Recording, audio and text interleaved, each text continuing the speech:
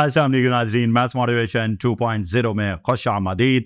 मैं हूं आपका मेज़बान आबिद नसीर। एक सवाल है, आपकी वैल्यू क्या है? आप कितने के बिक सकते हैं? क्या किसी को पता है कि उसकी वैल्यू क्या है, उसका रेट क्या है? ये जब तक हम अपना रेट नहीं समझते ना, उस वक्त तक हम सही डगर पे चल नहीं पाते। एक शख्स की वैल्यू शायद 20,000 रुपए महीना है, दूसरा शख्स ये समझे कि मैं तो 50 लाख का हूं, और तीसरा शख्स ये समझे कि मेरी तो 2 कौड़ी की वैल्यू नहीं है, और शायद चौथा शख्स ये समझे कि मैं तो खरबों कमा सकता हूं, अरबों का मालिक बन सकता हूं। लेकिन इन चारों लोगों में फर्क है।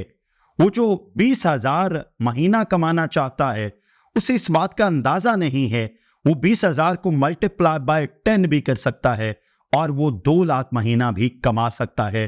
लेकिन जब तक अंदर से आवाज नहीं आएगी कि भाई तेरी वैल्यू तो बड़ी डिफरेंट है, तू तो और वैल्यू को और रेट का बंदा है, भाई तेरा तो खरीदार बहुत मुश्किल से मिलेगा क्योंकि तू महंगा बहुत है, तो ब्रांड है। जब तक आप खुद को ब्रांड नहीं समझते, तब तक आपकी वैल्यू नहीं लगती।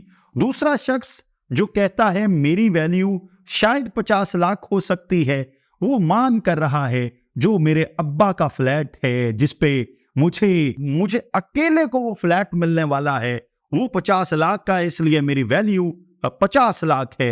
लेकिन ये जहन में रहे, दूसरी किस्म के शख्स तबाह बर्बाद होकर रह जाते हैं। वो उस दिहाड़ीदार से भी नकम्मे होते हैं जो रोजाना 1,000 रुपए या 1,500 रुपए दिहाड़ी कमा के लाते हैं और अपने बच्चों को खुशी से सीने लगाते हैं कि पुत्र आज तेरे लिए 1,000-1,500 रुपए कमा कर लाया हूं। और तीसरा शख्स हो सकता है जिंदगी से नाउमीद हो और उसे लगे कि मेरी जिंदगी का वाहिद हल ये है कि मैं सुसाइड कर लूं, मैं 2 कौड़ी का हूं, मेरी तो वैल्यू बन ही नहीं पा रही, मुझे तो नौकरी मिल ही नहीं पा रही, मैं तो बेरोजगार हूं। और उससे लगता है कि वो हमेशा बेरोजगार रहेगा। लेकिन खुशी की बात यह है कि जब उसके अंदर से आवाज आएगी कि उसे भी नौकरी मिल सकती है, उसकी भी वैल्यू हो सकती है, वो भी 2 लाख 4 लाख महीना कमा सकता है, तो उसकी वैल्यू बढ़ना शुरू हो जाती है। और कायनात का एक मैकेनिज्म, कायनात का जर्रा जर्रा उसके साथ एफर्ट करना शुरू कर देता है और वो तरक्की करने लगता है। ये वो चीज है जो इंसान को कभी तो करोड़पति बना देती है और कभी खुदा न खासा अगर आप मायूसी के घटाटूप अंधेरों में डूब गए तो वाकई सुसाइड तक बात पहुंच जाती है। अब चौथी किस्म का जो शख्स है, उसे लगता है वो करोड़ों अरबों खरबों का मालिक है, उसे लगता है उसमें इतना फन है, उससे बोलना इतना कमाल का आता है, उसे खुद को बेचना इतना कमाल का आता है कि वो बहुत ज्यादा पैसे कमा लेता है। अब चारों लोगों की कहानी डिफरेंट हो सकती है, लेकिन इन चारों में से या आप में से जो ये समझ लेगा कि उसे खुद को पोर्ट्रे करना आता है, उसे खुद को सेल करना आता है, उसे खुद को मनवाना आता है, उसे काम करके मुआशरे में अपनी वैल्यू बनानी आती है, वही उसकी वैल्यू है। किसी ने शेर से पूछा कि तू ना जराफे से ज्यादा ऊंचा है, ना हाथी से ज्यादा भारी है, ना चीते से ज्यादा तेज दौड़ता है, ना लूमड़ी जैसा मक्कार है, तू जंगल का बादशाह कैसे है? तो शेर ने कहा मुझे लगता है मैं बादशाह हूं, इसलिए मैं बादशाह हूं। इंसान भी जब तक उसे लगता नहीं कि वो इतने कमा सकता है, वो ये वैल्यू बना सकता है, उसकी वैल्यू कभी नहीं बनती। आप मैटर ये है, रॉ मटेरियल से आप क्या बनाते हैं उसकी वैल्यू है।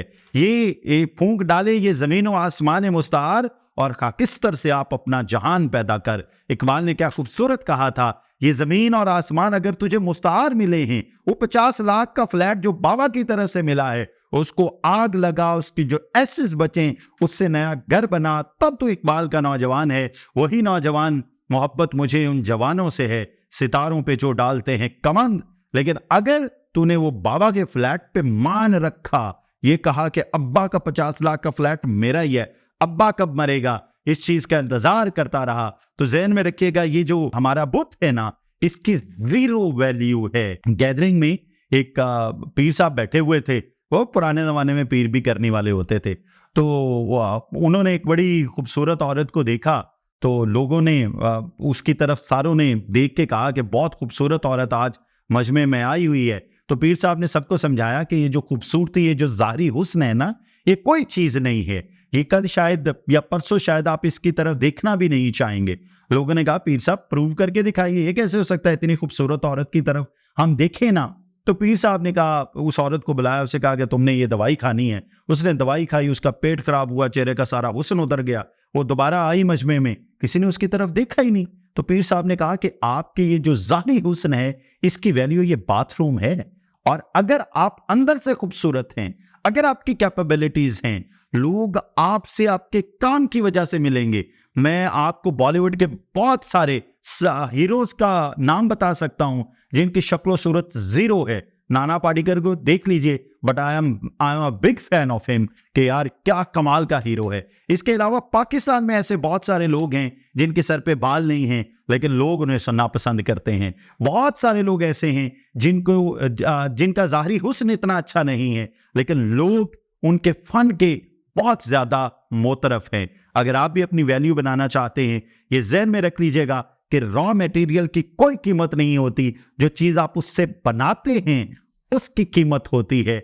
और जब आप लेट्स सपोज आपको रंग चाहिए, आपको पेंसिल चाहिए, आपको पेंटिंग की चीजें चाहिए, उनकी कीमत हार्डली क्या होगी, 500-700, लेकिन उससे बनी हुई पेंटिंग 1000 में भी बिकती है, 10 लाख में भी बिकती है।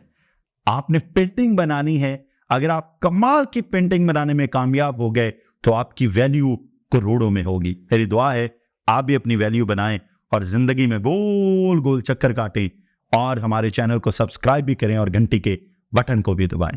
दुआ अल्लाह ताला आपको और आपके अहले खाना को अपने हिफ्ज़-ओ-अमान में रखे। इजाजत दीजिए, अल्लाह हाफ़िज़।